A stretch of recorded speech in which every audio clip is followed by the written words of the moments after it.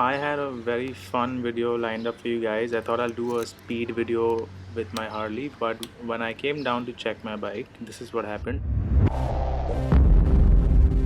The battery is not working anymore. The battery is literally like a week and a half old.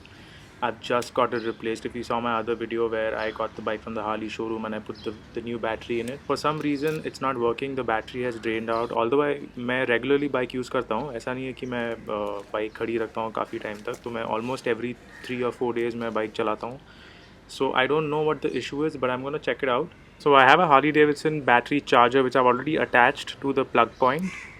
This wire is attached to the other point which is attached to the battery. Then the charger basically goes into the plug point, which uses electricity to charge the battery all over again. Here you can see the wire. I've taken it to the plug point. This is the adapter that you see.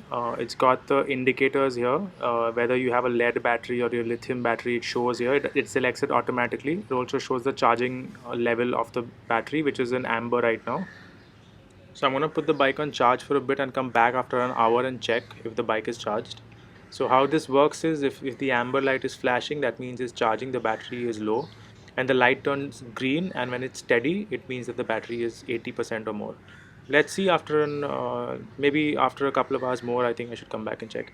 So it's been an hour since I left it charging, और अभी भी वो amber light steady दिखा रहा है. That means it's still charging. So I think a couple of hours more and I'll come back and check it. And later I will take it to the Harley Davidson showroom and I'll ask them to have the wiring checked maybe, because I think there is some problem with the wiring. I don't think a new battery like that just dies off within a week and a half, especially after riding it continuously.